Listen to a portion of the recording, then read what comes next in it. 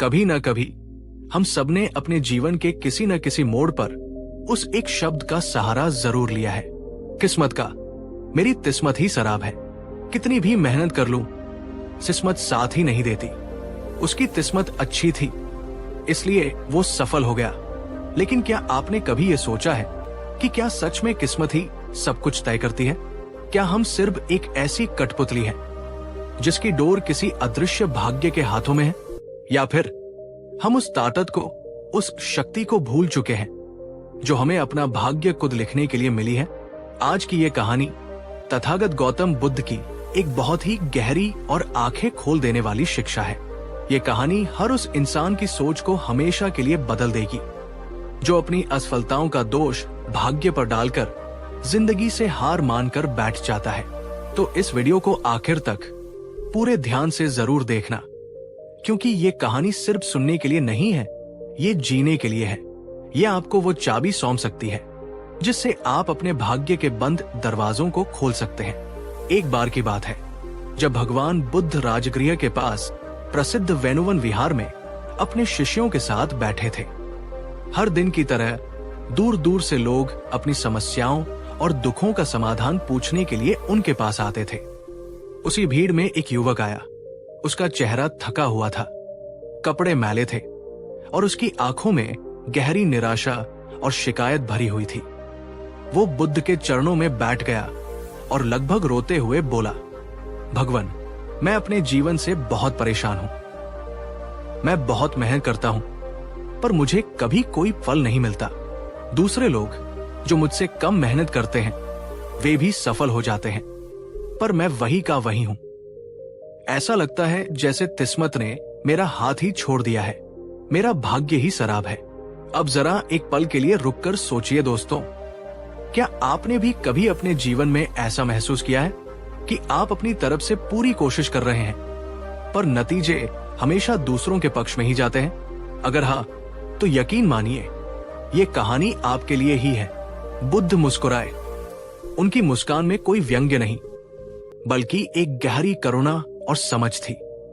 उन्होंने युवक की ओर देखा और बहुत ही शांत और कोमल स्वर में पूछा, पुत्र, मुझे ये बताओ, अगर कोई किसान अपने खेत में बीज डाले ही नहीं और सिर्फ आसमान की ओर देखकर इंद्रदेव से अच्छी फसल की प्रार्थना करता रहे तो क्या उसके खेत में फसल उग सकती है? युवक ने तुरंत कहा, नहीं प्रभु, ये तो असंभव है। बिना बीज डाले फसल कैसे उगेगी?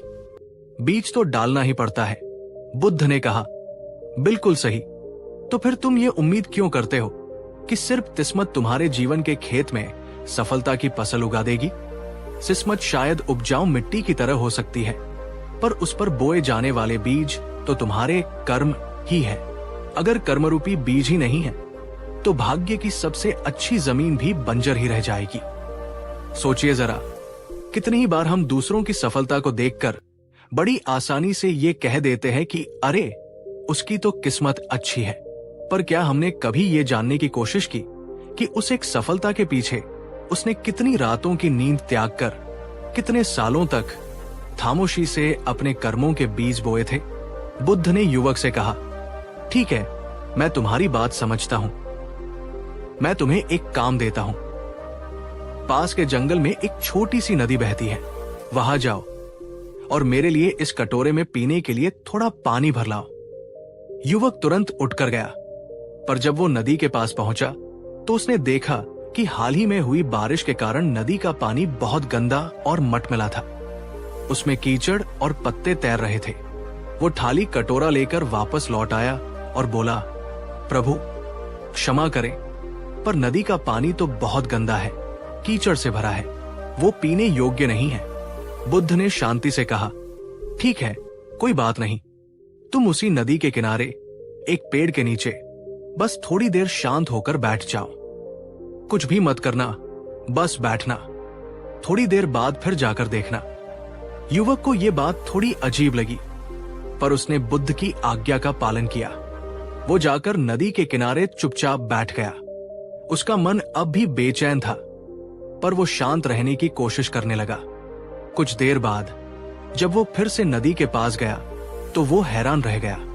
वही नदी जो कुछ देर पहले कीचड़ से भरी थी, अब उसका पानी बिल्कुल साफ और पारदर्शी हो चुका था। सारा कीचड़, सारी गंदगी अपने आप नीचे तलहटी में बैठ गई थी। उसने उस सास पानी को कटोरे में भरा और दौड़ता हुआ बुद्ध के पास लाया। बुद्ध ने पानी पीने से पहले उससे पूछा, पुत्र, ये बताओ, ये पानी कैसे साफ हुआ? क्या तुमने इसे साफ करने के लिए कोई प्रयास किया? युवक बोला, नहीं प्रभु, मैंने तो कुछ भी नहीं किया। मैं तो बस आपके कहने पर थोड़ी देर धैर्य के साथ शांत बैठा रहा और कीचड़ अपने आप ही नीचे बैठ गया। पानी खुद ही निर्मल हो गया। यह सुनकर बुद्ध की मुस्कान और भी गहरी हो गई। उन्होंने कहा, बस यही तुम्हारे प्रश्न का उत्तर है, यही तुम्हारे जीवन की सीख है। जब तुम्हारे मन में शिकायतों का, निराशा का और नकारात्मक विचारों का कीचड़ घुला होता है, तो तुम्हें तुम्हारा भाग्य भी उसी गंदे पानी की तरह धुंधला और अंधकारमय दिखाई देता है। तुम्हें कोई रास्ता, कोई अवसर नजर नहीं आता। लेकिन अगर तुम शिकायतों और छटपटाहट को छोड़कर बस थोड़ी देर शांत होकर धैर्य के साथ अपना सही कर्म करते रहो, तो समय ही तुम्हारे जीवन के सारे कीचड़ को, सारी नकारात्मकता को धीरे धीरे नीचे बैठा देगा और तुम्हारा भाग्य उसी सास पानी की तरह तुम्हारे सामने स्पष्ट और निर्मल हो जाएगा। अब मैं ये सवाल आपसे पूछता हूं, क्या आप भी अपनी हर असफलता के बाद ये सोचने लगते हैं कि मेरी तो किस्मत ही खराब है? या आप ये मानते हैं कि शायद मेरे प्रयासों में या मेरे धैर्य में कोई कमी रह गई है? दोस्तों, याद रखिए, समय खुद नहीं आता, उसे धैर्य और कर्म से बुलाना पड़ता है। और वो मेहनत और शांति ही है जो समय को और भाग्य को तुम्हारे पक्ष में मोड़ देती है। अगर आपको ये बात सही और गहरी लग रही है तो इस वीडियो को अभी एक लाइक करो और नीचे कमेंट में एक संकल्प के रूप में लिखो, मैं अपनी किस्मत खुद लिखूंगा। बुद्ध ने अपनी बात को और मजबूत करने के लिए उस युवक को एक और छोटी सी कहानी सुनाई। एक बार एक लकड़हारा था जो रोज जंगल के बाहरी हिस्से से साधारण लकड़ियां काटकर उन्हें बाजार में बेचकर मुश्किल से अपना गुजारा करता था। वो हर दिन काम पर जाते समय भगवान से और अपनी किस्मत से शिकायत करता, हे ईश्वर, तूने मुझे ये तरीब लकड़हारे का ही जीवन क्यों दिया? मैं भी उन अमीर सेठों की तरह सुख और ऐश्वर्य क्यों नहीं पा सकता? एक दिन जब वो यही शिकायत कर रहा था तो वहां से एक वृद्ध साधु गुजरे। उन्होंने उसकी शिकायत सुनी और बोले, पुत्र, तुम हर रोज एक ही जगह से लकड़ियां क्यों काटते हो? क्या तुमने कभी इस जंगल के और गहरे भीतरी हिस्से में जाने का प्रयास किया है? लकड़हारे ने कहा, नहीं महाराज, मैं तो डरता हूं, न जाने अंदर कौन से जंगली जानवर हो। साधु मुस्कुराए और बोले, जो कतरों से डरता है वो तजाने तक कभी नहीं पहुंच पाता। हिम्मत करो और थोड़ा आगे बढ़कर देखो। उस लकड़हारे ने हिम्मत की। वो डरते डरते जंगल में थोड़ा और अंदर गया और वहां जाकर वो हैरान रह गया। वहां साधारण पेड़ों के बजाय चंदन के बेशकीमती पेड़ खड़े थे। उसने उस दिन चंदन की लकड़ी काटी, उसे बाजार में बेचा और उसे पहले से 100 गुना ज्यादा धन मिला और कुछ ही समय में वो एक अमीर आदमी बन गया। बुद्ध ने युवक से पूछा, अब बताओ, अगर वो लकड़हारा अपनी किस्मत को कोसते हुए उसी पुरानी सुरक्षित जगह पर ही लकड़ियां काटता रहता तो क्या उसे कभी वो चंदन का टजाना मिलता? नहीं, वो इसलिए अमीर बना क्योंकि उसने शिकायत करना छोड़कर एक नया कदम आगे बढ़ाया। उसने अपने कंफर्ट जोन को तोड़ा। बुद्ध बोले, जो व्यक्ति शिकायतों और भाग्य को कोसने में अटक जाता है वो भाग्य के बंद दरवाजे के बाहर ही पड़ा रह जाता है, पर जो व्यक्ति मेहनत और साहस के साथ एक नया रास्ता खोजने का प्रयास करता है वो दरवाजा तोड़कर अपना रास्ता च्युत बना लेता है। बुद्ध ने अंत में अपनी शिक्षा का सार बताते हुए कहा, जो लोग भाग्य को दोष देते हैं वे ये भूल जाते हैं कि भाग्य भी तुम्हारे ही अतीत और वर्तमान के कर्मों का मिलाजुला परिणाम है। अगर तुम आज सही बीज बो रहे हो, अगर तुम आज सही कर्म कर रहे हो, तो कल का भाग्य तुम्हारे सामने झुकने के लिए विवश हो जाएगा। दोस्तों, जरा सोचिए, अगर राजकुमार सिद्धार्थ च्युत भाग्य के भरोसे अपने महल के सुखों में बैठे रहते, तो क्या आज हम उन्हें बुद्ध के नाम से जानते? क्या वे कभी उस परम ज्ञान को उपलब्ध हो पाते? नहीं, उन्होंने महल छोड़ा। उन्होंने अपने कर्म से एक नया रास्ता बनाया। उन्होंने सालों तक कठोर साधना की, कठिनाइयां सही और सच्चाई को खोजने के लिए चल पड़े, और वही कर्म आज उन्हें राजकुमार से प्रबुद्ध बना गया। तो मैं ये सवाल आज आपसे पूछता हूं, क्या आप भी अपनी जिंदगी की लगाम, अपनी किस्मत की डोर वापस अपने हाथों में लेने के लिए तैयार हैं? अगर आपका जवाब हाँ है, तो इस वीडियो को अभी शेयर करो, ताकि और लोग भी ये सीख सके कि भाग्य नहीं, कर्म ही है जो सब कुछ बदल सकता है। अगर इस कहानी ने आपके दिल को, आपकी सोच को जरा सा भी छुआ है, तो इसे बस सुनकर मत छोड़ देना। इस पर आज से ही अमल करना शुरू करो। नीचे कमेंट में एक संकल्प के रूप में लिखो, मैं आज से अपनी किस्मत खुद लिखूंगा। और हाँ, वीडियो को लाइक करना मत भूलना, क्योंकि आपका एक लाइक किसी और निराश व्यक्ति तक ये संदेश पहुंचा सकता है। शेयर करो, ताकि वो दोस्त जो आज अपनी किस्मत को कोसकर हार मान चुका है, वो शायद फिर से उठकर खड़ा हो सके। कभी बुद्ध ने कहा था, भाग्य उसी का साथ देता है जो खुद अपने साथ पूरी हिम्मत से खड़ा होता है। तो उठो, आगे बढ़ो और वो करो जो तुम्हें लगता है तुम्हारी सीमा है, क्योंकि तुम्हारी सीमा के पार ही तुम्हारा असली भाग्य शुरू होता है। किस्मत को मत बदलो, अपने कर्म बदलो, जिंदगी खुद ब खुद बदल जाएगी। धन्यवाद। नमो बुद्धाय। कभी आपने किसी को ये कहते हुए सुना है, मैं हर दिन भगवान से प्रार्थना करता हूं, फिर भी मेरी हालत नहीं बदलती?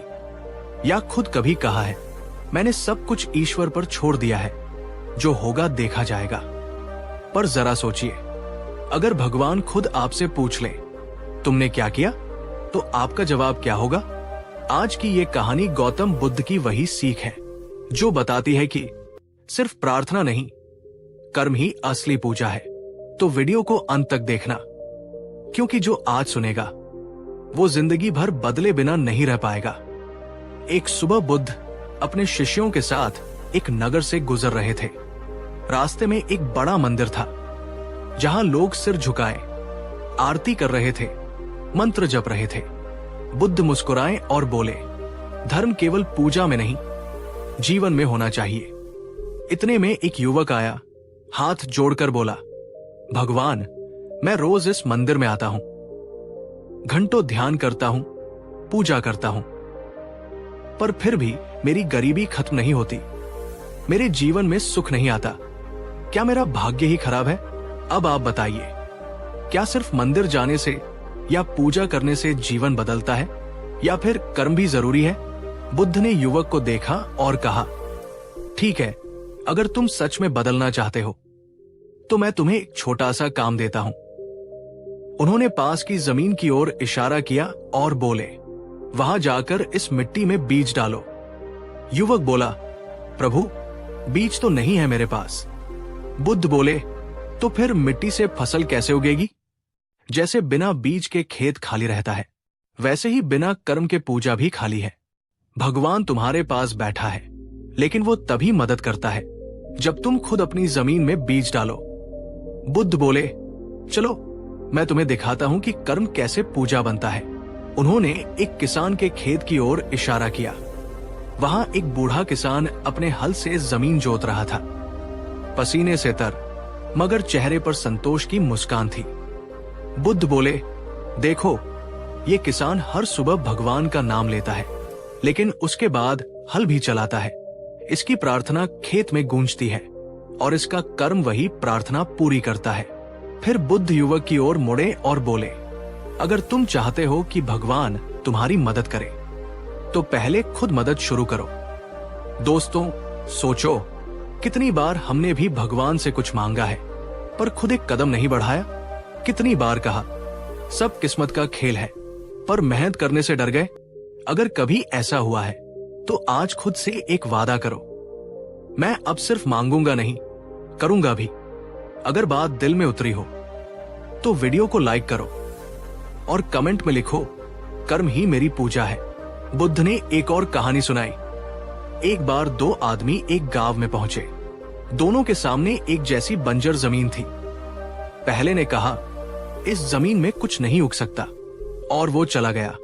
दूसरा रुका, उसने मिट्टी को जोता, पानी डाला, बीज बोए, और धीरे धीरे वहां हरी फसल लहला उठी। लोगों ने पूछा, तुम्हारा भाग्य अच्छा था क्या? वो हंसकर बोला, नहीं, मेरा हल अच्छा था। बुद्ध बोले, जो भाग्य को दोष देता है वो अपनी जमीन सूखी छोड़ देता है, जो कर्म करता है वो बंजर में भी हरियाली उगा देता है। बुद्ध ने कहा, जब तुम सच्चे मन से कर्म करते हो तो हर पसीने की बूंद तुम्हारी आरती बन जाती है, हर संघर्ष तुम्हारी प्रार्थना बन जाता है। भगवान को पूजा के फूल नहीं, कर्म की खुशबू चाहिए।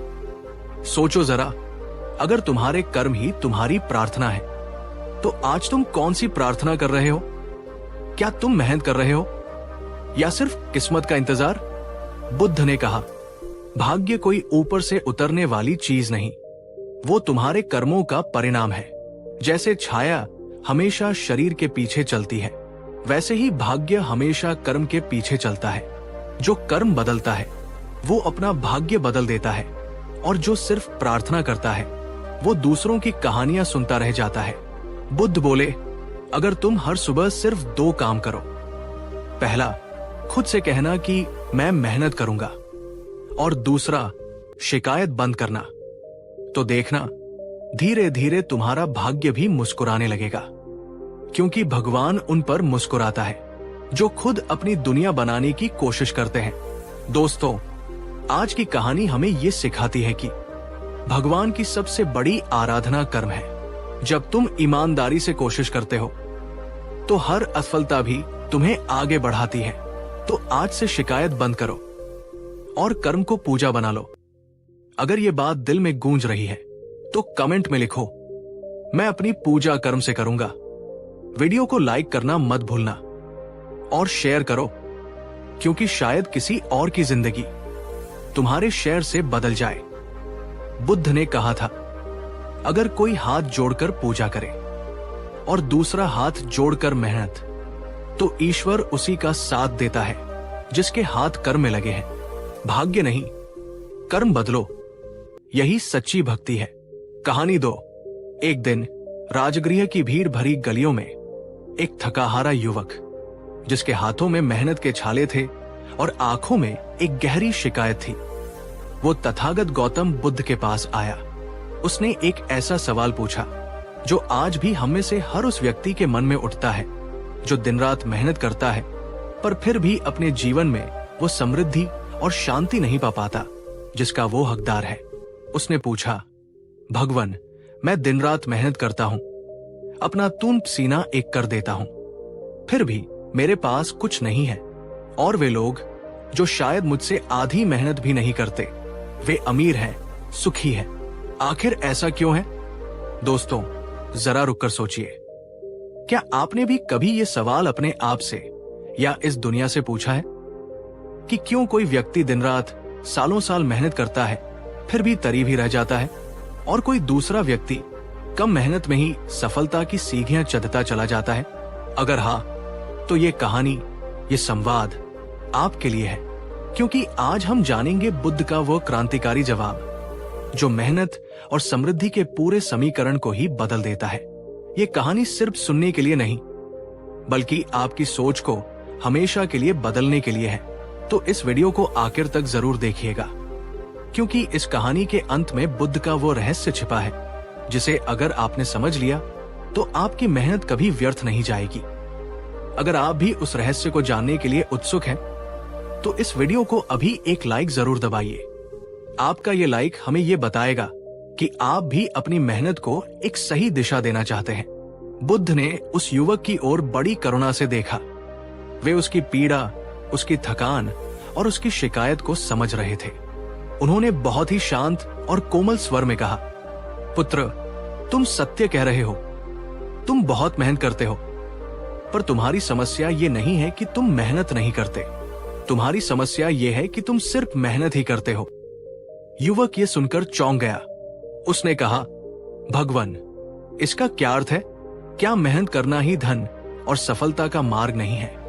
क्या खेत जोतने वाला किसान, पत्थर तोड़ने वाला मजदूर, कपड़ा बुनने वाला कारीगर ये सब मेहनत नहीं करते? फिर ये अमीर क्यों नहीं है? बुद्ध मुस्कुराए। उनकी मुस्कान में एक गहरा रहस्य छिपा था। उन्होंने कहा, हाँ, वे सब बहुत मेहनत करते हैं, पर वे केवल अपने शरीर से, अपने हाथों से मेहनत करते हैं। जबकि एक अमीर और सफल व्यक्ति शरीर से मेहनत करने से पहले अपने दिमाग से, अपनी सोच से, अपनी रणनीति से और अपनी दृष्टि से मेहनत करता है। एक गरीब व्यक्ति सिर्फ पसीना बहाता है। एक अमीर व्यक्ति ये सोचता है कि उस पसीने को कहाँ, कब और कैसे बहाना है ताकि उसकी हर बूंद से 100 गुना फसल उग सके। एक गरीब व्यक्ति कुआं खोदता है पर यह सोचे बिना कि पानी कहाँ है। वो 10 जगह पर 10-10 फीट के गड्ढे खोदता है और थक कर बैठ जाता है। पर एक अमीर और समझदार व्यक्ति पहले 100 जगहों का अध्ययन करता है, सही जगह का चुनाव करता है और फिर एक ही जगह पर सुपीट गहरा गड्ढा खोदकर पानी निकाल लेता है। दोस्तों, जरा शांति से सोचिए। आप अपने दिन के 8 या 10 घंटे मेहनत करते हैं, पर क्या आप उसमें से सिर्फ 10 मिनट भी रुककर ये सोचते हैं कि ये जो मेहनत मैं कर रहा हूं, क्या ये सही दिशा में जा रही है? क्या इससे बेहतर कोई और तरीका हो सकता है? अगर आपकी मेहनत बिना सोच की है तो वो उस नाव की तरह है जिसे एक मजबूत नाविक पूरी ताकत से चला तो रहा है, पर उसे ये नहीं पता कि जाना कहाँ है। वो बहुत दूर निकल जाएगा पर अपनी मंजिल पर कभी नहीं पहुंचेगा। नीचे कमेंट में पूरी ईमानदारी से लिखिए, क्या आप अपनी मेहनत की दिशा के बारे में सोचते हैं या सिर्फ मेहनत करते चले जाते हैं? बुद्ध ने उस युवक को अपनी बात और गहराई से समझाने के लिए एक बहुत ही सुंदर कहानी सुनाई। एक बार एक गांव में 2 पड़ोसी रहते थे, रामू और सोमू। दोनों बहुत करीब थे और दोनों के पास गुजारे के लिए सिर्फ 1-1 एकड़ का छोटा सा खेत था। दोनों ही दिन रात मेहनत करते थे, पर दोनों की सोच में जमीन आसमान का फर्क था। रामू ये मानता था कि कठोर शारीरिक मेहनत ही सफलता की एकमात्र कुंजी है। वो रोज सुबह सूरज उगने से पहले अपने खेत पर पहुंच जाता, दोपहर की चिलचिलाती धूप में भी हल जोतता और शाम तक पसीने में पूरी तरह भीगकर थक हार कर घर लौटता। वो वही पारंपरिक फसल उगाता था जो उसके बाप दादा उगाते आए थे। दूसरी ओर सोमू ये मानता था कि स्मार्ट मेहनत सिर्फ हार्ड वर्क से बेहतर है। वो दिन में कुछ घंटे अपने खेत में पूरी लगन से काम करता, पर बाकी का समय वो नगर के बाजार में बिताता। वो बड़े व्यापारियों से बात करता, ये समझने की कोशिश करता कि बाजार में किस अनाज की मांग ज्यादा है, किस फसल का दाम अच्छा मिल रहा है और खेती की नई नई तकनीकें क्या है। अपनी इसी सोच और रिसर्च के आधार पर सोमू ने अपने खेत में पारंपरिक अनाज के बजाय औषधीय जड़ी बूटियां और मौसमी सब्जियां उगानी शुरू की, जिनकी शहर में बहुत मांग थी। उसने कम पानी में उगने वाली फसलों के बीज खोजे। उसने सीखा कि कैसे अपनी उपज को सीधे शहर के बाजार में बेचा जाए, बिचौलियों को हटाकर। कुछ सालों बाद नतीजा सबके सामने था।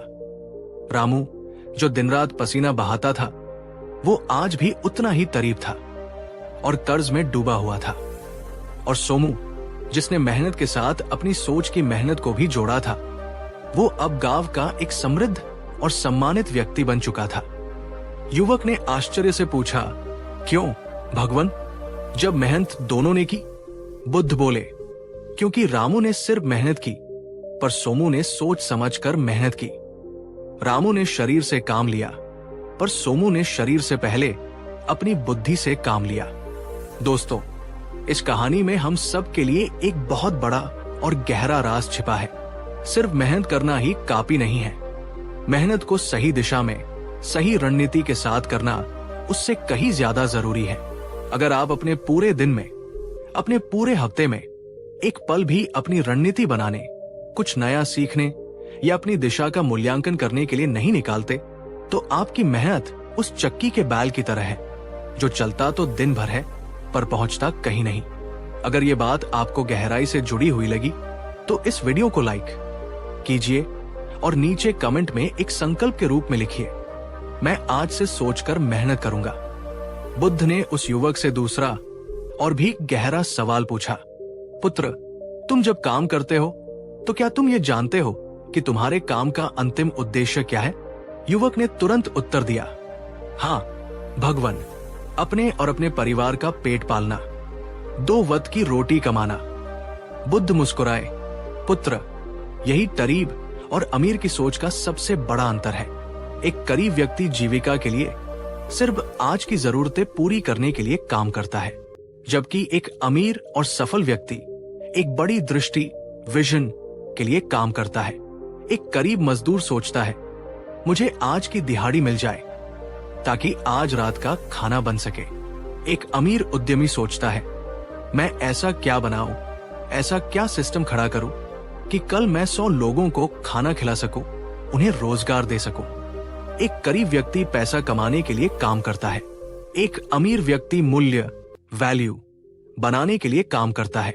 वो सोचता है कि मैं लोगों की किस समस्या का समाधान कर सकता हूं, मैं उनके जीवन को कैसे बेहतर बना सकता हूं।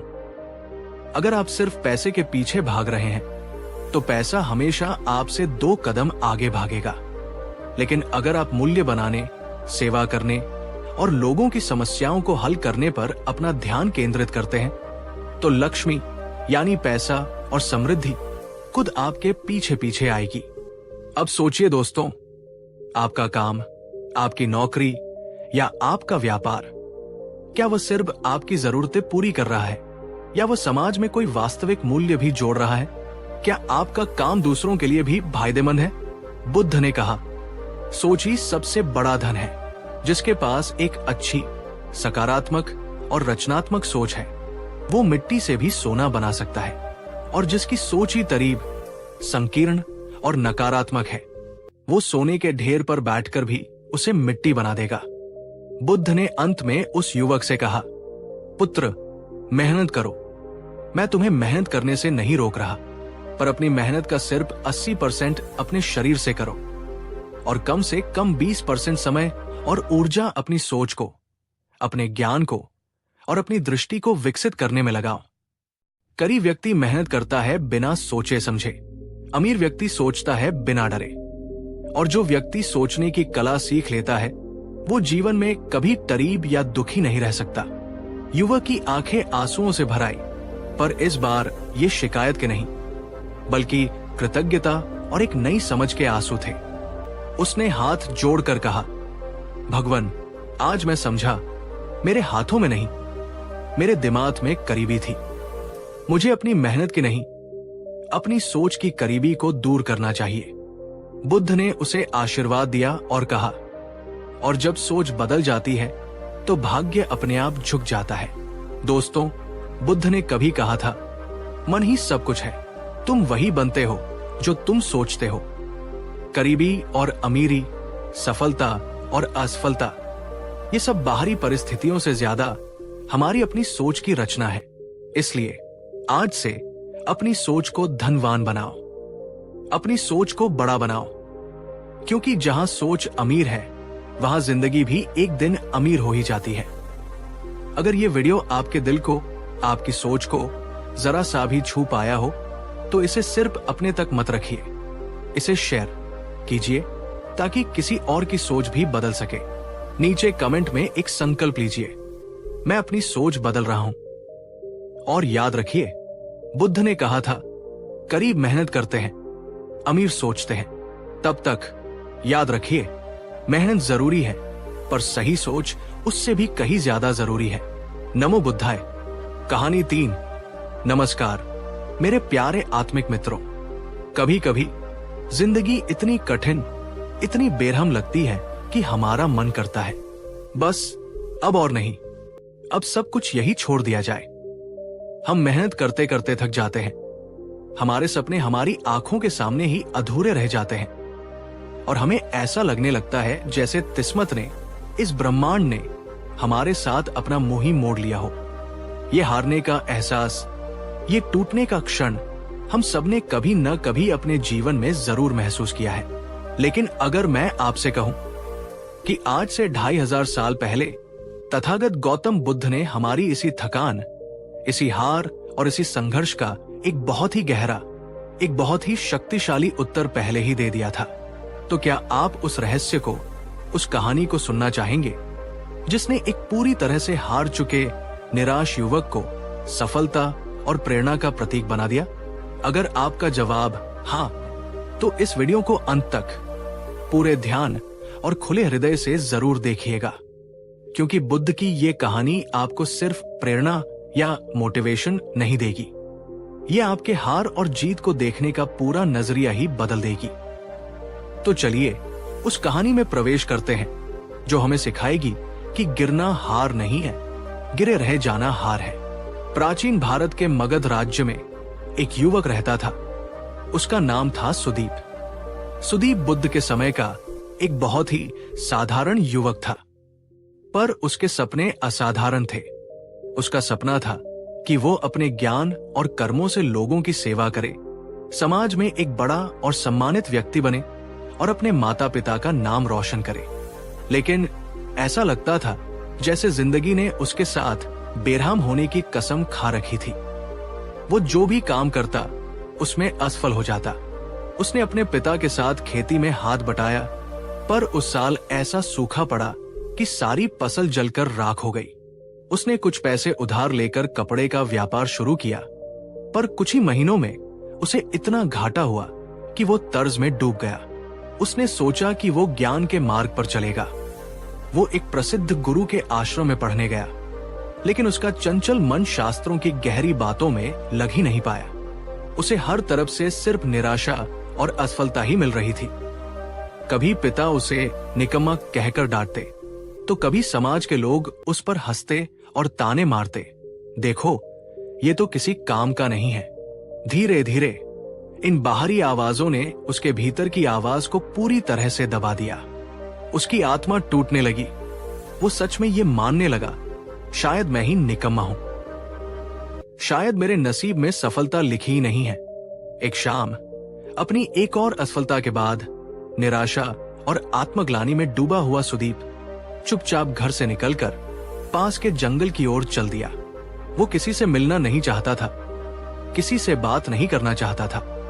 वो बस कहीं शांति चाहता था। लेकिन उसके अपने ही भीतर विचारों और भावनाओं का एक भयानक तूफान चल रहा था। जंगल के उस सुनसान रास्ते पर चलते चलते सुदीप की मुलाकात एक शांत और तेजस्वी भिक्षु से हुई, जो अपने कुछ शिष्यों के साथ ध्यान से लौट रहे थे।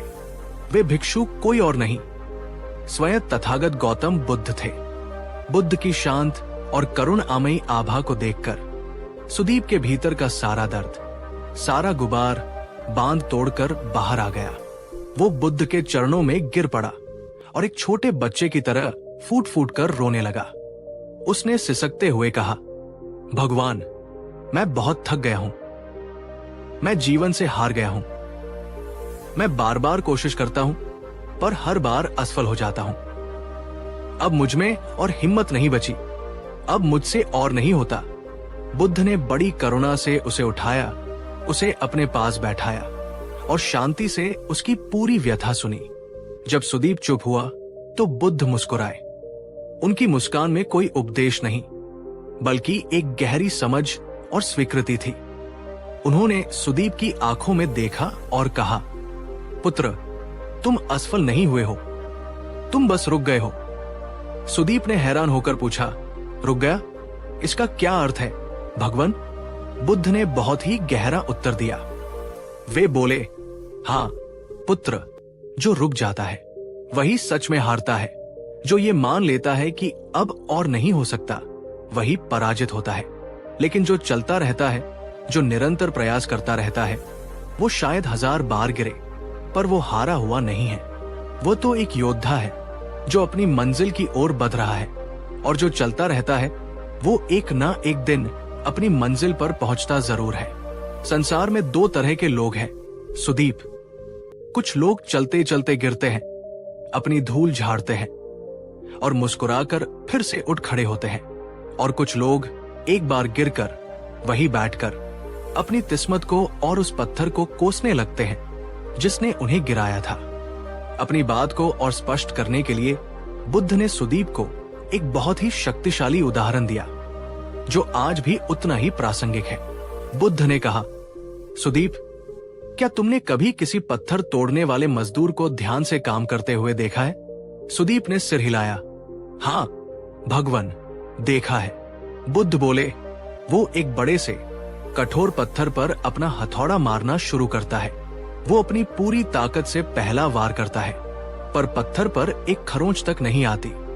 वो दूसरा वार करता है, तीसरा वार करता है, 10वां, 20वां, 50वां वार करता है, पर पत्थर जस का तस अडिग खड़ा रहता है। एक बाहरी व्यक्ति जो ये देख रहा है, वो शायद सोचेगा, ये मजदूर पागल है, इसकी सारी मेहनत बेकार जा रही है। पत्थर तो टूट ही नहीं रहा।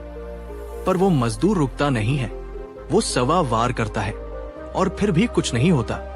लेकिन फिर जब वो 101वां वार करता है, तो अचानक एक तेज आवाज के साथ वो विशाल पत्थर 2 टुकड़ों में टूट जाता है।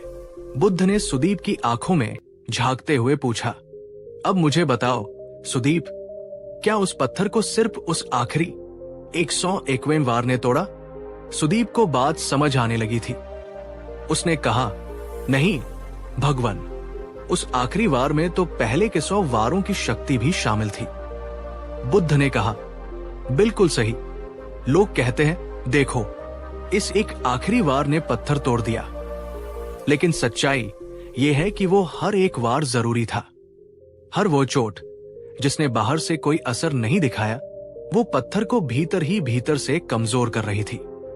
अगर उन 100 वारों में से एक भी वार कम होता, तो शायद वो पत्थर नहीं टूटता। बुद्ध ने सुदीप के कंधे पर हाथ रखा और कहा, सुदीप, तुम्हारा जीवन, तुम्हारा लक्ष्य भी उसी कठोर पत्थर की तरह है, और तुम्हारी हर कोशिश, तुम्हारी हर मेहनत, तुम्हारी हर असफलता उस सफलतारूपी पत्थर पर लगी एक एक चोट है। हो सकता है कि आज तुम्हें कोई परिणाम न दिख रहा हो, पर तुम्हारा हर प्रयास तुम्हें तुम्हारी मंजिल के और करीब ले जा रहा है। अगर तुम निराश होकर रुक जाओगे, तो वो पत्थर कभी नहीं टूटेगा। तुम कभी नहीं जान पाओगे कि तुम अपनी मंजिल से सिर्फ एक और वार, सिर्फ एक और कोशिश दूर थे।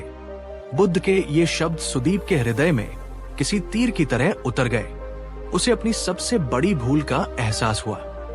वो सोचने लगा, मैं तो हर असफलता को अपनी हार, अपनी अंतिम नियति समझता रहा, पर शायद हर असफलता मेरी अंतिम सफलता की तैयारी का एक हिस्सा थी।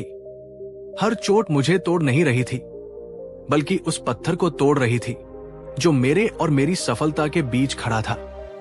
बुद्ध ने उसकी आंखों में आई चमक को देखकर मुस्कुराकर कहा, सुदीप, अगर एक बीज को अंधेरी कठोर मिट्टी के भीतर दबाया न जाए, उसे तोड़ा न जाए, तो वो कभी अंकुरित होकर एक विशाल वृक्ष नहीं बन सकता। अगर रात का घना अंधेरा न हो, तो सुबह के सूरज की पहली किरण इतनी सुंदर और मूल्यवान नहीं लगती। और अगर जीवन में संघर्ष और असफलता का अंधेरा न हो, तो आत्मा की शक्ति और सफलता का सूर्य कभी उदय नहीं होता।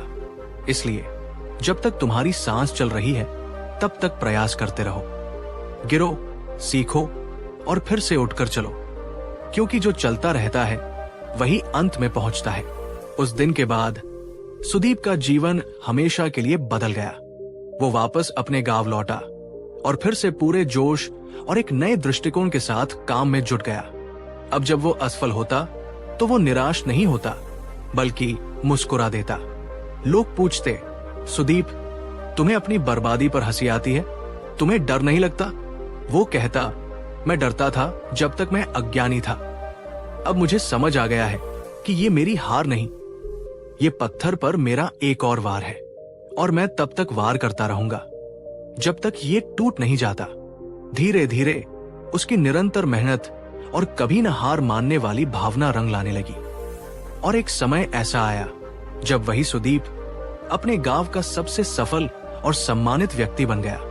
लोग दूर दूर से उसी सुदीप से प्रेरणा लेने और सफलता का रहस्य पूछने आने लगे, जो कभी खुद हार मानने वाला था। कुछ साल बाद जब सुदीप एक सफल और शांत व्यक्ति बन चुका था, वो फिर से बुद्ध से मिलने गया। उसने बुद्ध के चरणों में झुककर कहा, भगवान, आपकी उस एक शिक्षा ने मेरा जीवन बचा लिया, मुझे बदल दिया। मैंने अब ये जान लिया है कि निरंतर बिना रुके प्रयास करते रहना ही सबसे बड़ी साधना है और सफलता का यही एकमात्र रहस्य है। बुद्ध ने कहा, सुदीप, याद रखना, सफलता पाने के लिए बहुत ज्यादा बुद्धिमान या प्रतिभाशाली होना उतना जरूरी नहीं है जितना कि दृढ़ और लगातार चलते रहना जरूरी है। जो व्यक्ति अपनी मेहनत को ही अपनी पूजा समझता है और परिणाम की चिंता किए बिना सिर्फ अपना कर्म करता रहता है, वो कभी खाली हाथ नहीं लौटता। बुद्ध ने तब अपने सभी शिष्यों को संबोधित करते हुए कहा, जो व्यक्ति एक बार गिरने पर ही हार मान लेता है, वो कभी ये नहीं जान पाता कि उसकी मंजिल उससे सिर्फ एक कदम की दूरी पर थी। इसलिए मेहनत करते रहो, प्रयास करते रहो, क्योंकि कभी कभी वो आखिरी वार ही होता है जो पत्थर को तोड़ता है।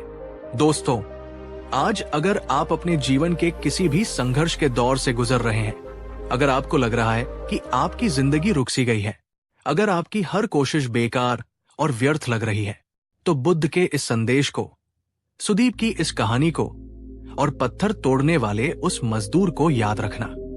हार वही मानता है जो अपने मन से हार जाता है। सफलता का कोई शॉर्टकट नहीं है।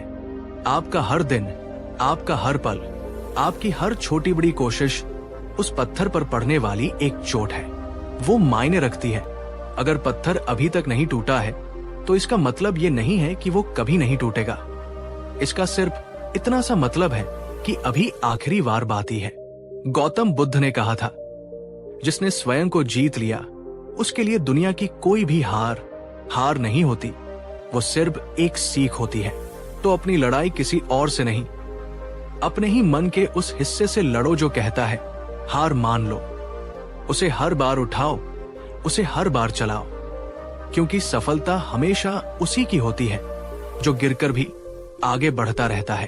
अगर इस कहानी ने आपके दिल को छुआ है, अगर बुद्ध की इस सीख ने आपको थोड़ी भी ताकत, थोड़ी भी हिम्मत दी है, तो इस वीडियो को लाइक जरूर करें।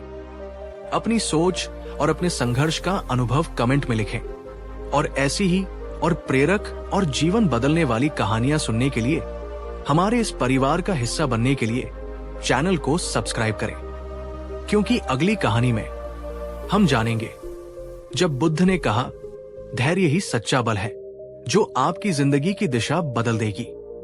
मेहनत करते रहो, क्योंकि जो चलता रहता है वही पहुंचता है। पिछले एपिसोड में हमने सुदीप की कहानी सुनी, कैसे तथागत गौतम बुद्ध ने एक निराश और हार चुके युवक को यह सिखाया था कि सफलता का पहला रहस्य है निरंतर प्रयास करते रहना। हार मत मानो, क्योंकि जो चलता रहता है वही अंत में पहुंचता है। लेकिन क्या सिर्फ चलते रहना, सिर्फ मेहनत करते रहना ही काफी है? आज की इस कहानी में हम उस यात्रा को और भी आगे बढ़ाएंगे। हम जानेंगे कि जब सुदीप मेहनत करने के बावजूद भी तुरंत परिणाम न मिलने पर निराश हो गया, तो बुद्ध ने उसे सफलता का वह दूसरा और शायद उससे भी ज्यादा गहरा रहस्य बताया। एक ऐसी शक्ति जिसके बिना बड़ी से बड़ी मेहनत भी व्यर्थ हो जाती है, और वो शक्ति है धैर्य। आज की इस कहानी में हम जानेंगे कि बुद्ध ने कैसे सिखाया धैर्य ही सच्चा बल है। ये सिर्फ इंतजार करना नहीं है, ये एक गहरी समझ और अटूट विश्वास की साधना है। तो अगर आप भी अक्सर जल्दी परिणाम न मिलने पर निराश हो जाते हैं, अगर आपके मन में भी अधीरता और बेचैनी घर कर जाती है, तो इस वीडियो को अंत तक पूरे ध्यान से जरूर देखिएगा, क्योंकि बुद्ध की ये कहानी आपको वो शक्ति देगी जो आपको किसी भी लंबे और कठिन संघर्ष में टूटने नहीं देगी। इस गहरी यात्रा को शुरू करने से पहले मैं आपसे एक छोटा सा निवेदन करना चाहूंगा। धैर्य आज के इस इंस्टेंट युग की सबसे बड़ी जरूरत है। अगर आप भी ऐसा मानते हैं तो इस वीडियो को अभी एक लाइक देकर इस महत्वपूर्ण गुण के प्रति अपना सम्मान व्यक्त करें और नीचे कमेंट्स में पूरी ईमानदारी से बताइए, क्या आप एक धैर्यवान व्यक्ति हैं या आप अक्सर अधीर हो जाते हैं? इसमें कोई सही या गलत नहीं है, ये सिर्फ आत्मचिंतन का एक अवसर है। तो चलिए उस कहानी में प्रवेश करते हैं जो हमें सिखाएगी कि कैसे समय को अपना शत्रु नहीं बल्कि अपना सबसे बड़ा मित्र बनाया जाए। बुद्ध से मिलने के बाद सुदीप का जीवन बदल गया था। उसने हार मानना छोड़ दिया था और एक नए जोश के साथ फिर से काम में जुट गया था। उसने लकड़ियों का एक छोटा सा व्यापार शुरू किया। वो हर रोज जंगल जाता, लकड़ियां काटता, उन्हें बाजार में बेचता। वो पहले से कहीं ज्यादा मेहनत कर रहा था। लेकिन कुछ महीने बीत गए, फिर 6 महीने बीत गए, 1 साल गुजर गया। उसकी मेहनत के बावजूद उसे कोई बड़ी सफलता नहीं मिल रही थी। वो बस इतना ही कमा पाता था जिससे उसका और उसके परिवार का मुश्किल से गुजारा हो सके। उसके सपने एक बड़ा व्यापारी बनने का, अपने माता पिता को सुख देने का अभी भी बहुत दूर थे। अब उसके मन में एक नई तरह की निराशा घर करने लगी। ये असफलता की निराशा नहीं थी, ये अधीरता की निराशा थी। वो सोचने लगा, मैं इतनी मेहनत कर रहा हूं, फिर भी फल क्यों नहीं मिल रहा? शायद बुद्ध की बातें सिर्फ कहने के लिए अच्छी हैं, असल जिंदगी में काम नहीं करती। कब तक, आखिर कब तक मुझे इंतजार करना पड़ेगा? उसके मन में गुस्सा और चिड़चिड़ाहट बढ़ने लगी। वो छोटी छोटी बातों पर अधीर हो उठता। उसकी मेहनत में अब वो पहले जैसा आनंद नहीं रहा था। अब वो एक बोझ बन गई थी। इसी मानसिक कशमकश में वो एक बार फिर बुद्ध के पास पहुंचा। इस बार उसके चेहरे पर निराशा नहीं, बल्कि एक गहरी बेचैनी और शिकायत थी। उसने बुद्ध से कहा, भगवान, मैंने आपकी आज्ञा का पालन किया। मैं रुका नहीं, मैं निरंतर मेहनत कर रहा हूं, लेकिन मुझे कोई परिणाम नहीं मिल रहा। कई महीने हो गए हैं, पर मेरी स्थिति में कोई ता सुधार नहीं आया है। मुझे लगने लगा है कि मेरी सारी मेहनत व्यर्थ जा रही है। मेरे भीतर का हौसला अब टूट रहा है। मन में हर समय गुस्सा और अधीरता बनी रहती है। बुद्ध शांत भाव से उसे सुनते रहे। उन्होंने धीरे से पूछा, सुदीप, जब तुम खेत में एक आम की गुठली को बोते हो तो क्या वो अगले ही दिन तुम्हें मीठे फल देने लगती है? सुदीप ने कहा, नहीं भगवान, उसे एक विशाल वृक्ष बनने और फल देने में तो कई वर्ष लग जाते हैं। बुद्ध मुस्कुराए, तो फिर पुत्र, तुम अपनी मेहनत की गुठली से तुरंत फल की अपेक्षा क्यों कर रहे हो? क्या तुम प्रकृति के नियमों से भी तेज चलना चाहते हो? तुमने मेहनत करना तो सीख लिया, पर तुमने उस मेहनत के फल को पकने देने का धैर्य रखना अभी नहीं सीखा है। अपनी बात को सुदीप और अन्य शिष्यों के हृदय में गहराई तक उतारने के लिए बुद्ध ने उन्हें एक बहुत ही अद्भुत और प्रेरणादायक उदाहरण दिया, जिसे आज चीनी बांस के पेड़ की कहानी के नाम से जाना जाता है। बुद्ध ने अपने शिष्यों को पास बुलाया और कहा, सुनो, मैं तुम्हें धैर्य के रहस्य को समझाने के लिए एक किसान की कहानी सुनाता हूं। एक बार एक किसान था जिसने एक बहुत ही विशेष प्रकार के बांस का बीज बोया। उसे बताया गया था कि ये बीज एक दिन दुनिया का सबसे ऊंचा और मजबूत बांस बनेगा। किसान ने पहले साल हर दिन उस बीज को पानी दिया, उसकी देखभाल की, मिट्टी को ठीक किया, पर साल के अंत तक जमीन से एक पत्ता तक नहीं फूटा। उसने हिम्मत नहीं हारी। उसने दूसरे साल भी वही किया, हर रोज पानी देना, हर रोज देखभाल करना, पर दूसरा साल भी बीत गया और जमीन वैसी की वैसी ही बंजर रही। तीसरा साल गुजरा, चौथा साल गुजरा। गांव के लोग अब उसका मजाक उड़ाने लगे थे। देखो, ये मूर्ख किसान 4 सालों से एक थाली जमीन को सींच रहा है। इसकी सारी मेहनत और सारा पानी बर्बाद हो रहा है। पर उस किसान को अपने बीज पर और प्रकृति के नियमों पर अटूट विश्वास था। उसने धैर्य नहीं खोया। वो 5वें साल भी उसी लगन और विश्वास के साथ उस थाली जमीन को पानी देता रहा। और फिर 5वें साल के अंत में एक चमत्कार हुआ। अचानक जमीन में से एक छोटा सा अंकुर फूटा, और फिर जो हुआ उसे देखकर सब हैरान रह गए। सिर्फ अगले 6 हफ्तों में वो छोटा सा अंकुर बढ़कर 80 से 90 फीट ऊंचा एक विशाल और मजबूत बांस का पेड़ बन गया। बुद्ध ने अपनी सभा में बैठे लोगों से पूछा, अब मुझे बताओ, क्या वो बांस का पेड़ सिर्फ उन 6 हफ्तों में इतना ऊंचा हो गया? सुदीप और अन्य शिष्य समझ गए। उन्होंने कहा, नहीं भगवान। बुद्ध ने कहा, नहीं, उन 5 सालों तक जब बाहर जमीन पर कुछ भी नहीं दिख रहा था, तब वो बांस जमीन के अंधेरे के भीतर अपनी जड़ों का एक मजबूत और घना नेटवर्क बना रहा था। वो अपनी नींव को इतना शक्तिशाली बना रहा था ताकि जब वो बाहर निकले तो अपनी उस असाधारण ऊंचाई को संभाल सके। अगर वो किसान अधीर हो जाता, अगर वो चौथे साल में ही जमीन खोदकर देखने लगता या पानी देना बंद कर देता, तो वो उस बीज को और उसकी असीम संभावनाओं को हमेशा के लिए नष्ट कर देता। बुद्ध ने सुदीप की ओर देखकर कहा, सुदीप, तुम्हारा जीवन और तुम्हारी मेहनत भी उसी बांस के पेड़ की तरह है। हो सकता है कि आज तुम्हें बाहर कोई सफलता, कोई परिणाम न दिख रहा हो, पर तुम्हारी हर दिन की मेहनत, तुम्हारा हर दिन का संघर्ष व्यर्थ नहीं जा रहा है। वो तुम्हारी जड़ों को, तुम्हारे ज्ञान को, तुम्हारे अनुभव को और तुम्हारे चरित्र को भीतर ही भीतर मजबूत बना रहा है। जीवन तुम्हें तुरंत परिणाम देकर पुरस्कृत नहीं करता। वो पहले तुम्हारी परीक्षा लेता है। वो देखता है कि तुम उस सफलता के योग्य हो भी या नहीं। वो तुम्हारी जड़ों को परखता है। जो व्यक्ति अधीर होता है, जो तुरंत फल चाहता है, वो एक कमजोर जड़ों वाले पेड़ की तरह होता है जो हवा के पहले ही तेज झोंके में उखड़ जाता है। उसकी सफलता क्षणिक होती है। और जो व्यक्ति धैर्यवान होता है, वो अपनी नींव को मजबूत होने का समय देता है। और जब उसकी सफलता आती है तो वो उस बांस के पेड़ की तरह आसमान को छूती है और उसे कोई तूफान हिला नहीं पाता। सुदीप ने पूछा, तो भगवान, इस धैर्य को रखने की, इस विश्वास को बनाए रखने की ताकत कैसे आए? बुद्ध ने बहुत ही सुंदर उत्तर दिया। धैर्य की ताकत 3 चीजों से आती है, सुदीप। पहला, जब तुम्हें यह गहरा यकीन हो जाए कि तुम्हारा कर्म सही है, तुम्हारी दिशा सही है। दूसरा, जब तुम परिणाम से अपनी आसक्ति को, अपनी पकड़ को ढीला कर देते हो। तुम कर्म करने के आनंद पर ध्यान केंद्रित करते हो, न कि उसके फल की चिंता पर। और तीसरा, जब तुम ये समझ जाते हो कि प्रकृति की हर चीज अपने सही समय पर ही होती है। तुम बीज बोने के बाद उसे रोज रोज खोदकर ये नहीं देखते कि वो अंकुरित हुआ या नहीं। तुम बस अपना काम, पानी देना करते रहते हो और बाती प्रकृति पर, कर्म के नियम पर भरोसा रखते हो। उस दिन के बाद सुदीप का दृष्टिकोण एक बार फिर बदल गया। अब उसने सिर्फ मेहनत करना ही नहीं, बल्कि धैर्य के साथ मेहनत करना भी सीख लिया था।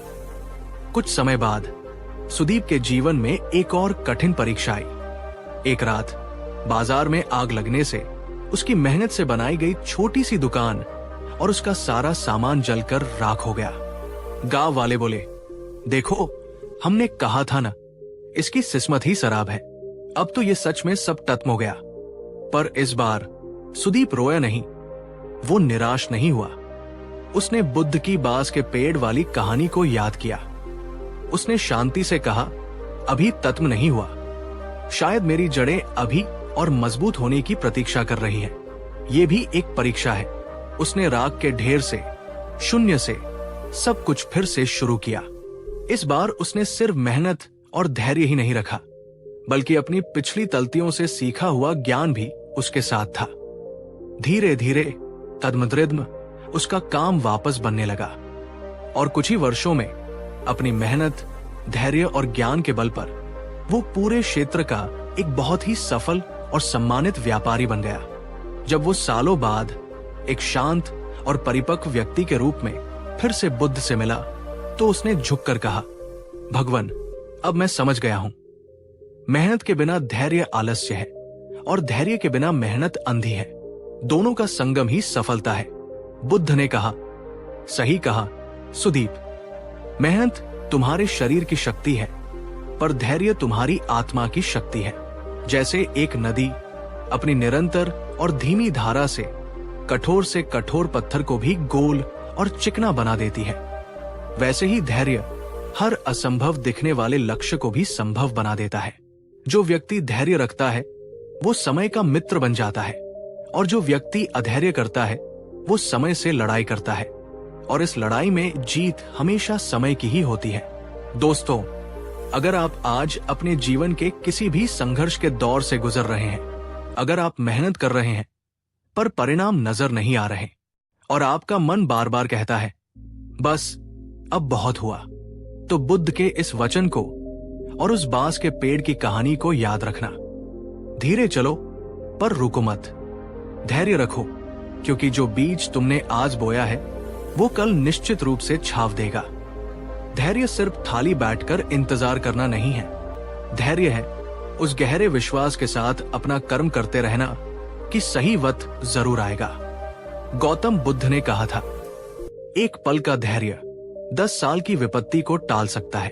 तो आज से अपने जीवन में ये संकल्प ले, ना जल्दबाजी, ना हार, बस सही दिशा में धैर्य के साथ निरंतर चलते रहना है, क्योंकि सफलता का दूसरा और शायद सबसे महत्वपूर्ण नाम है धैर्य। अगर बुद्ध की ये गहरी और धैर्यवान कहानी आपको प्रेरित कर पाई है तो इस वीडियो को लाइक जरूर करें। नीचे कमेंट में एक संकल्प के रूप में लिखें, मैं धैर्य नहीं छोड़ूंगी। धैर्य रखो, क्योंकि समय हमेशा धैर्यवान व्यक्ति का ही साथ देता है। कहानी 4। कभी आपने ये सोचा है क्यों कुछ लोग अपने जीवन में असाधारण ऊंचाइयों को छू लेते हैं, इतिहास रच देते हैं, और क्यों हम में से ज्यादातर लोग एक साधारण औसत जिंदगी जीकर ही इस दुनिया से चले जाते हैं? क्यों कुछ लोगों के सपने आसमान को छूने की हिम्मत करते हैं, और क्यों हम में से ज्यादातर लोगों के सपने सिर्फ रोटी, कपड़ा और एक छोटे से मकान की चारदीवारी में ही कैद होकर रह जाते हैं? क्या ये सिर्फ किस्मत का खेल है या इसके पीछे कोई और गहरा रहस्य है? दोस्तों, आज की इस प्रेरणादायक कहानी में हम जानेंगे तथागत गौतम बुद्ध की वो गहरी, वो आंखें खोल देने वाली सीख, जब उन्होंने अपने एक शिष्य से कहा था, छोटे सपने मत देखो, क्योंकि छोटे सपने इंसान की आत्मा को, उसकी असीम संभावनाओं को एक अदृश्य धागे से बांध देते हैं। ये कहानी सिर्फ सुनने के लिए नहीं है, ये कहानी आपको जगाने के लिए है। ये आपको आपके ही भीतर की उस सोई हुई विशाल ताकत को याद दिलाने के लिए है, जिसे शायद आप या आपके आसपास की दुनिया बहुत पहले भुला चुकी है। तो इस वीडियो को अंत तक पूरे ध्यान से जरूर देखिएगा, क्योंकि इस कहानी के आखिर में एक ऐसा मोड़ आएगा, बुद्ध की एक ऐसी गहरी शिक्षा सामने आएगी जो शायद आपके सोचने का, आपके सपने देखने का और आपके जीने का तरीका हमेशा के लिए बदल सकती है। एक दिन भगवान बुद्ध अपने शिष्यों के साथ राजगृह के पास एक छोटे से साधारण से गांव में पहुंचे। उस गांव में एक युवक रहता था। उसका नाम था देवदास। देवदास एक बहुत ही गरीब परिवार से था। उसके पिता एक मामूली किसान थे। देवदास खुद भी खेतों में काम करता था, पर उसका शरीर भले ही मिट्टी में सना रहता, उसके मन में एक सपना था। उसका सपना था वो अपने राज्य की सेना में राजा का एक सिपाही बनना चाहता था। ये उसके लिए दुनिया का सबसे बड़ा सपना था। जब भी वह राजा के सिपाहियों को चमकती हुई वर्दी और तलवार के साथ गुजरते हुए देखता तो उसकी आंखें चमक उठती थी। लेकिन जैसे ही वो अपना ये बड़ा सपना अपने दोस्तों या परिवार वालों को बताता तो सब उस पर जोर जोर से हंसते थे। उसके दोस्त ताना मारते, अरे देवदास, तू और सिपाही बनेगा? तेरे पास तो पहनने के लिए ढंग के कपड़े नहीं हैं। तू हथियार खरीदने के पैसे कहां से लाएगा? कोई कहता, अपने कुल को तो देख, हम किसान लोग हैं, हमारा काम खेत जोतना है, तलवार चलाना नहीं। अपनी औठात में रहकर सपने देख। देवदास इन सब बातों को सुनकर चुप हो जाता था। उसका सिर शर्म से झुक जाता था, लेकिन अंदर ही अंदर हर एक मजाक, हर एक ताना उसके दिल में एक आग की तरह जल जाता था, जो उसके आत्मविश्वास को और भी ज्यादा राख कर देता था। एक दिन जब बुद्ध उस गांव में आए तो देवदास ने अपनी सारी हिम्मत बटोरकर उनके पास पहुंचने का फैसला किया। वो दौड़कर बुद्ध के पास पहुंचा, उनके चरणों में प्रणाम किया और आंखों में आंसू भरकर बोला, भगवान, मैं अपने जीवन में कुछ बड़ा करना चाहता हूं। मैं एक सैनिक बनकर अपने राज्य की सेवा करना चाहता हूं, पर मेरे गांव के, मेरे अपने लोग कहते हैं कि मैं इस लायक ही नहीं हूं। वे कहते हैं कि तरीब का बेटा सिर्फ तरीब ही रह सकता है। उसने पीड़ा से पूछा, भगवान, क्या यह सच है? क्या मैं सच में बड़ा सपना नहीं देख सकता? बुद्ध मुस्कुराए। उनकी आंखों में असीम करुणा थी।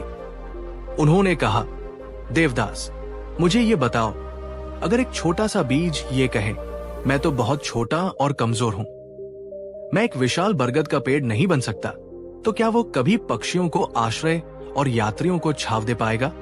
देवदास चुप हो गया।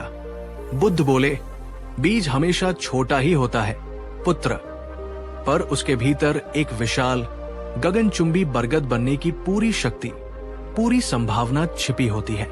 ठीक उसी तरह हर इंसान बाहर से छोटा या साधारण दिख सकता है, लेकिन उसके भीतर महान बनने की, बुद्धत्व तक को उपलब्ध होने की असीम क्षमता छिपी होती है। समस्या बीज में नहीं है, समस्या उस बीज के अपने ही विश्वास में है। दोस्तों, अब आप बताइए, क्या आपने भी कभी अपने किसी बड़े सपने को सिर्फ इसलिए छोटा कर दिया या उसे मार दिया क्योंकि आपके आसपास के लोगों ने कहा था कि ये तुमसे नहीं होगा? अगर हाँ, तो आज नीचे कमेंट में एक संकल्प लीजिए और लिखिए, अब मैं बड़ा सपना देखूंगा। बुद्ध ने देवदास से पूछा, देवदास, जब तुम सिपाही बनने का सपना देखते हो तो तुम्हारे मन में सबसे बड़ा डर कौन सा आता है? देवदास ने कुछ देर सोचा और फिर ईमानदारी से कहा, भगवान, सबसे बड़ा डर यह है कि अगर मैं कोशिश करूं और असफल हो जाऊं तो वे सब लोग जो आज मुझ पर हंसते हैं वे और भी ज्यादा हंसेंगे। वे कहेंगे, देखो, हमने तो पहले ही कहा था, ये किसी लायक नहीं है। मैं उस अपमान को, उस शर्म को सह नहीं पाऊंगा। बुद्ध ने शांत स्वर में कहा, तो फिर तुम्हें सिपाही बनने से तुम्हारी तरीबी या तुम्हारा कुल नहीं रोक रहा है, तुम्हें सिर्फ एक चीज रोक रही है, और वो है असफलता का डर और लोगों की राय का डर। ये डर ही वो अदृश्य दीवार है जो तुम्हें और तुम्हारे सपनों के बीच खड़ी है। अगर तुम किसी तरह इस डर की दीवार को गिरा दो तो तुम पाओगे कि सफलता तो कुछ चलकर तुम्हारे पास आने को तैयार खड़ी है। और फिर बुद्ध ने एक अद्भुत कार्य किया। उन्होंने अपनी उंगली से जमीन पर एक सीधी रेखा खींची। उन्होंने कहा, देवदास, मान लो ये रेखा तुम्हारा डर है। अब मैं तुम्हें आदेश देता हूं, इस रेखा को बिना छुए छोटा कर दो। देवदास हैरान रह गया। बिना छुए मैं इसे छोटा कैसे कर सकता हूं? उसने सोचा। उसने बहुत दिमाग लगाया, पर उसे कोई उपाय नहीं सूझा। तब बुद्ध मुस्कुराए। उन्होंने उस पहली रेखा के ठीक बगल में उससे एक बड़ी रेखा खींच दी और अचानक पहली वाली रेखा अपने आप ही छोटी लगने लगी। बुद्ध बोले, देखा पुत्र, डर को मिटाने का, उसे छोटा करने का तरीका उससे लड़ना नहीं है। तरीका है अपने सपने को, अपने संकल्प को, अपने आत्मविश्वास को उस डर से भी बड़ा बना लेना। जब तुम्हारा सपना, तुम्हारा क्यों, तुम्हारे डर से बड़ा हो जाएगा तो डर अपने आप एक छोटी सी रेखा की तरह महत्वहीन हो जाएगा। आपका सबसे बड़ा डर क्या है? क्या वह असफलता का डर है या लोगों के तानों का डर है? नीचे कमेंट में लिखिए और यह भी लिखिए कि आपका वो कौन सा सपना है जो इस डर से भी बड़ा है। जब आप अपने सपने को लिखते हैं तो उसे ऊर्जा मिलती है। अगले दिन बुद्ध ने गांव के चौपाल पर एक सभा बुलाई। गांव के सभी लोग आए, बड़े बूढ़े, बच्चे, और देवदास भी उस भीड़ में कहीं पीछे खड़ा था। बुद्ध ने सबके सामने ऊंची और स्पष्ट आवाज में कहा, हे ग्रामवासियों, मैं आज आप सबसे आपके ही गांव के एक युवक देवदास का परिचय कराना चाहता हूं। ये वो युवक है जो अपने मन में एक महान सपना पाले हुए है। ये आपके राज्य का एक वीर सिपाही बनना चाहता है। ये सुनते ही सभा में बैठी भीड़ में पहले कानाफूसी शुरू हुई और फिर लोग जोर जोर से हंसने लगे। किसी ने कहा, भगवान, इसका दिमाग खराब हो गया है, ये तो एक किसान का बेटा है। दूसरे ने ताना मारा, इसकी किस्मत में हल चलाना लिखा है, तलवार चलाना नहीं। देवदास का चेहरा शर्म से लाल हो गया। वो जमीन में गड़ जाना चाहता था। तभी बुद्ध ने अपना हाथ उठाकर सबको शांत किया। सन्नाटा छा गया। बुद्ध ने गरज कर कहा, किस्मत वो नहीं होती जो तुम्हारे जन्म के समय सितारों में लिख दी जाती है। किस्मत वो होती है जो तुम हर दिन अपने पसीने, अपने साहस और अपने कर्मों से, अपने हाथों से लिखते हो। सभा में गहरा सन्नाटा छा गया। बुद्ध ने आगे कहा, आज तुम सब इस युवक के सपने पर हंस रहे हो। याद रखो, अगर तुम किसी के सपनों पर हंसोगे तो ये ब्रह्मांड, ये अस्तित्व तुम्हारे जीवन पर हंसेगा। लेकिन अगर तुम किसी के सपनों का सम्मान करोगे, उसे प्रोत्साहित करोगे, तो एक दिन पूरी दुनिया तुम्हारी और तुम्हारे गांव की कहानी सुनेगी। दोस्तों, अगर आपको बुद्ध की ये बात सच्ची, गहरी और शक्तिशाली लगती है तो अभी इस वीडियो को लाइक करें, क्योंकि जब आप लाइक करते हैं तो ये वीडियो और भी ज्यादा लोगों तक पहुंचती है, खासकर उन तक जो अपने सपनों को मारे हुए या दूसरों के द्वारा उपहासित होकर जी रहे हैं। उस दिन के बाद देवदास का जीवन बदल गया। बुद्ध के शब्दों ने उसके भीतर एक सोए हुए शेर को जगा दिया था। उसने बुद्ध के आशीर्वाद से एक प्रतिज्ञा ली, वो अपने सपने को सच करके दिखाएगा। वो रोज सुबह सूरज उगने से पहले उठता, मीलों तक दौड़ता, अपने शरीर को पौलाद की तरह मजबूत करता। उसने एक पुरानी टूटी हुई तलवार से अभ्यास करना शुरू किया। वो दिन में खेतों में काम करता और रात में छिप छिप कर युद्ध कला की प्रैक्टिस करता। लोग अब भी उस पर हंसते थे, पर अब उनकी हंसी देवदास को चुभती नहीं थी। उसे अब सिर्फ बुद्ध के वे शब्द सुनाई देते थे, अपने सपने को अपने डर से बड़ा बना लो। धीरे धीरे उसका आत्मविश्वास एक चट्टान की तरह मजबूत होता गया। 1 साल बाद राज्य की राजधानी में एक बड़ी सैनिक भर्ती की घोषणा हुई। राज्य के कोने कोने से सैकड़ों हट्टे कट्टे राजकुमार और योद्धाओं के बेटे आए। उस भीड़ में सबसे साधारण, सबसे करीब दिखने वाला वही देवदास था। लेकिन जब परीक्षा शुरू हुई और बात सिर्फ शारीरिक बल की नहीं, बल्कि धैर्य, अनुशासन, निशानेबाजी और सच्ची ईमानदारी की आई, तो देवदास उन सब पर भारी पड़ गया। अंत में जब स्वयं राजा ने उससे पूछा, युवक, तुम कौन हो? मैंने तुम्हें पहले कभी नहीं देखा। देवदास ने अपनी नजरें झुकाए बिना पूरे आत्मविश्वास और शांति से कहा, महाराज, मैं वही हूं जिस पर 1 साल पहले पूरा गांव हंसता था, पर मैंने अपने सपने पर और अपने गुरु बुद्ध के शब्दों पर हंसने नहीं दिया। राजा उसकी ईमानदारी और उसके साहस से इतने प्रभावित हुए कि उन्होंने कहा, तुम सिर्फ एक साधारण सिपाही नहीं बनोगे, तुम्हारी जैसी निष्ठा और दृढ़ता की जरूरत मेरे सबसे करीबी अंगरक्षकों में है। आज से तुम मेरे निजी अंगरक्षक नियुक्त किए जाते हो। ये सुनकर देवदास की आंखों में आंसू थे, पर ये आंसू खुशी के और अपने सपने के सच होने के थे।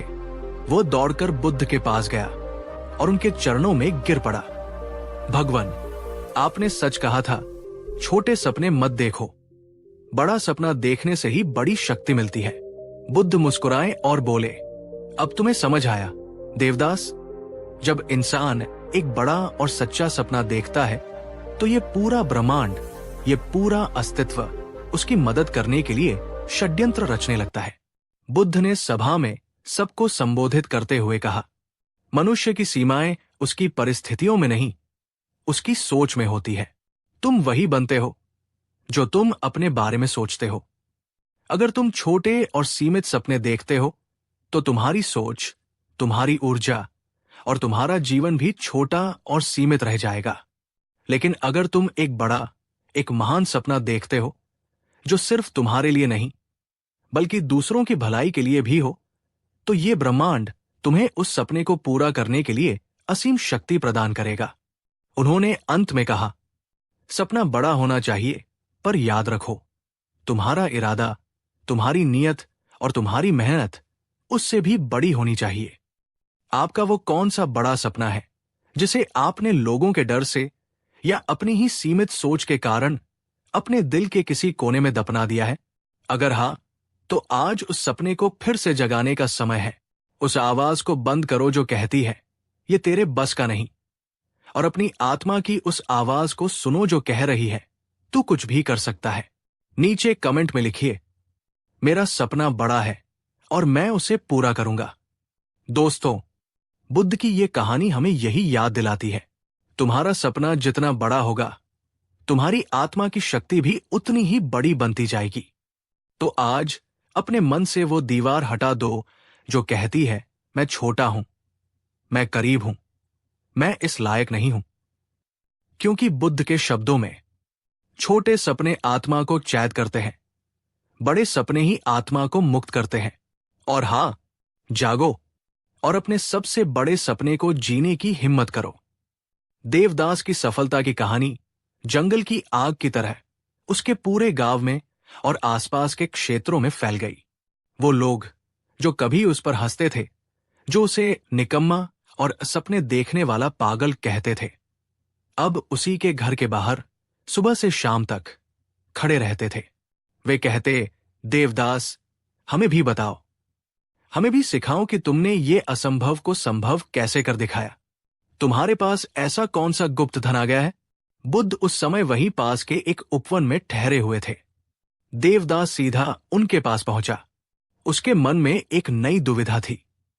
उसने बुद्ध से कहा, भगवन, अब सब लोग मुझसे सफलता का रहस्य पूछना चाहते हैं, पर मैं उन्हें क्या बताऊं? मेरे पास तो सिर्फ आपके दिए हुए शब्द हैं। क्या मैं उन्हें वो सिखा सकता हूं जो आपने मुझे सिखाया?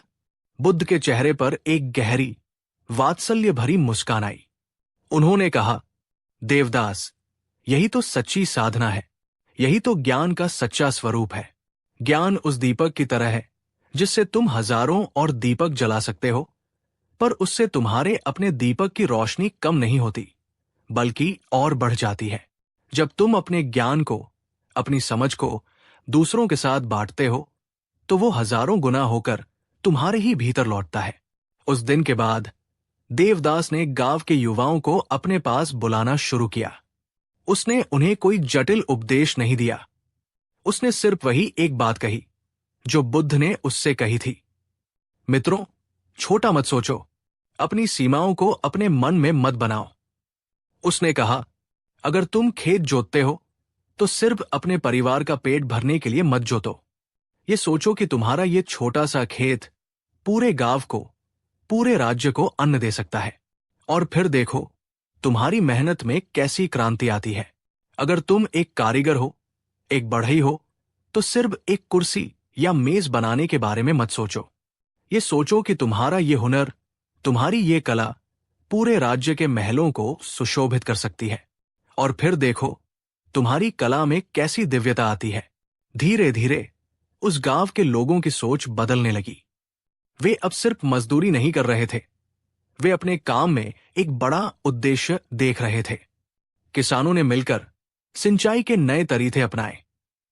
बढ़ई ने मिलकर सुंदर और कलात्मक फर्नीचर बनाना शुरू किया, जो नगरों में ऊंचे दामों पर बिकने लगा। और गांव की महिलाएं भी अपनी बुनाई कढ़ाई के छोटे छोटे कामों को मिलाकर एक बड़ा व्यापार करने लगी। कुछ ही सालों में वही गांव, जो पहले अपनी तरीबी और पिछड़ेपन के लिए जाना जाता था, अब पूरे प्रदेश में जागृत गांव या समृद्ध गांव के नाम से प्रसिद्ध हो गया। दोस्तों, जरा शांति से सोचिए, अगर एक देवदास के बदलने से पूरा गांव बदल सकता है, तो क्या आपके बदलने से आपका परिवार, आपका मोहल्ला और आपका जीवन नहीं बदल सकता? आप भी तो किसी की प्रेरणा बन सकते हैं। नीचे कमेंट में एक संकल्प के साथ लिखिए, मैं अपने आसपास रोशनी फैलाऊंगा। उस जागृत गांव की सबर और देवदास की कहानी धीरे धीरे उस राज्य के राजा तक भी पहुंची। राजा को यह सुनकर बहुत आश्चर्य हुआ कि कैसे एक साधारण सा सैनिक, जिसे उसने खुद नियुक्त किया था, उसने बिना किसी सेना या तजाने के एक पूरे गांव का कायापलट कर दिया। राजा ने देवदास को विशेष रूप से अपने दरबार में बुलवाया। राजा ने पूछा, देवदास, हमें सच सच बताओ, तुम्हारे पास ऐसी कौन सी जादुई शक्ति है? ये चमत्कार कैसे हुआ? देवदास ने बड़ी विनम्रता से सिर झुकाकर कहा, महाराज, मेरे पास कोई जादुई शक्ति नहीं है। मैं तो बस अपने गुरु तथागत बुद्ध की एक छोटी सी बात पर चला हूं। बड़ा सोचो और अपनी सोच पर विश्वास करो। महाराज, हमने अपने खेतों में सिर्फ अन्न के बीज नहीं बोए, हमने अपने मन में आशा और आत्मविश्वास के बीज बोए हैं। राजा ये सुनकर हैरान रह गया। उसे विश्वास नहीं हो रहा था। उसने पूछा, क्या सिर्फ सोच बदलने से इतना बड़ा भौतिक परिवर्तन संभव है? देवदास ने बहुत ही सुंदर उत्तर दिया। उसने कहा, हां महाराज, क्योंकि हमारी बाहरी दुनिया हमारे भीतर की दुनिया का ही प्रतिबिंब है। जब भीतर अंधेरा और भय होता है तो बाहर भी हमें सिर्फ बाधाएं और असफलता ही नजर आती है। पर जब भीतर आत्मविश्वास और एक बड़ा सपना होता है तो बाहर की हर बाधा एक अवसर की तरह दिखने लगती है। बुद्ध ने कहा था, मन ही सब कुछ है। जैसा तुम सोचते हो वैसा ही तुम बनते हो और वैसा ही तुम्हारा संसार बन जाता है। राजा कुछ देर गहरे मौन में डूब गया। फिर उसने कहा, देवदास, तुम्हारे जैसे सिपाही की जरूरत मुझे अपनी सेना में नहीं बल्कि अपने सबसे करीबी सलाहकार के रूप में है। तुम मुझे शासन करना नहीं, सोचना सिखाओ। देवदास की आंखों में आंसू थे। वो बोला, महाराज, ये सम्मान मेरा नहीं, बुद्ध की उस शिक्षा का है जिसने मुझे मेरी सीमाओं से परे देखना सिखाया। कुछ महीनों बाद भगवान बुद्ध अपनी यात्रा के दौरान दोबारा उसी गांव में लौटे। इस बार गांव का दृश्य पूरी तरह से अलग था। जहां पहले टूटे फूटे घर और उदास चेहरे थे, वहां अब हर तरफ रौनक थी। लोग खुश थे, बच्चे स्कूलों में पढ़ रहे थे और हर घर में समृद्धि के दीपक जल रहे थे। बुद्ध ने मुस्कुराकर देवदास से पूछा, देवदास, आज गांव में ये कौन सा पर्व, कौन सा त्योहार मनाया जा रहा है? देवदास ने अपने सभी ग्रामवासियों के साथ बुद्ध के चरणों में झुककर कहा, भगवन, ये किसी विशेष दिन का पर्व नहीं है, ये बड़े सपनों का पर्व है। जिस दिन आपने हमें ये सिखाया था कि छोटे सपने मत देखो, हमने उस दिन को ही अपने जीवन का सबसे बड़ा त्योहार बना लिया है और अब हम इसे हर रोज मनाते हैं। बुद्ध के होठों पर एक हल्की तृप्ति भरी मुस्कान आई और उन्होंने कहा, जब इंसान अपनी स्वयं की बनाई हुई सीमाओं से ऊपर उठ जाता है तो उसका हर दिन एक त्योहार और हर कर्म एक उत्सव बन जाता है। फिर बुद्ध ने पूरी सभा को संबोधित करते हुए कहा, देखो, ये गांव पहले भय, हीन भावना और दूसरों के तानों में जीता था। अब ये आत्मविश्वास, सहयोग और समृद्धि में जी रहा है। यही वो क्रांति है, यही वो परिवर्तन है जो तब आता है जब इंसान अपने भीतर छिपे उस नन्हे से बीज की विशाल क्षमता को पहचानता है। आपका वो बीज क्या है? आपकी वो सबसे बड़ी ताकत क्या है जिसे शायद आप खुद भी नहीं पहचानते? क्या आपने कभी शांत बैठकर अपने भीतर उसे खोजने की कोशिश की है? नीचे कमेंट में लिखिए, मैं आज अपने भीतर की ताकत को पहचानूंगा। बुद्ध उस शाम गांव की सीमा पर एक पहाड़ी पर खड़े थे। नीचे पूरे गांव में हजारों दिए टिमटिमा रहे थे। हवा में चंपा के फूलों की मीठी खुशबू थी। उन्होंने अपने शिष्यों से कहा, देखो, जब एक व्यक्ति अपना सपना बदलता है तो उसका जीवन बदलता है। जब एक व्यक्ति का जीवन बदलता है तो एक परिवार बदलता है। जब एक परिवार बदलता है तो एक गांव बदलता है और जब एक गांव बदलता है तो एक युग बदलता है। फिर उन्होंने बहुत धीरे धीरे, जैसे कोई रहस्य बता रहे हों, कहा, सपना वो नहीं होता जो तुम सोते हुए नींद में देखते हो। सच्चा सपना तो वो होता है जो तुम्हें सोने ही न दे। शिष्य ध्यान से सुन रहे थे। बुद्ध बोले, बड़ा सपना देखना कोई अहंकार नहीं है, वो तो तुम्हारी आत्मा की स्वाभाविक पुकार है, क्योंकि आत्मा का स्वभाव ही है विस्तार पाना, फैलना, अनंत होना। दोस्तों, अब आखिरी सवाल आपसे है, क्या आप आज इस कहानी को सुनने के बाद अपने भीतर के उस सोए हुए देवदास को जगाएंगे? क्या आप भी वो एक साहसिक कदम बढ़ाएंगे जिसे सब लोग असंभव कहते हैं? क्योंकि याद रखिए, जब इंसान छोटा सोचता है तो उसका जीवन भी छोटा रह जाता है, लेकिन जब वो बड़ा सोचता है तो ये पूरा ब्रह्मांड उसके लिए नए और अनदेखे रास्ते खोल देता है। धन्यवाद दोस्तों, फिर मिलेंगे एक नई प्रेरक कहानी में। तब तक याद रखिए, मेहनत जरूरी है पर बड़ी सोच उससे भी ज्यादा जरूरी है। नमो बुद्धाय।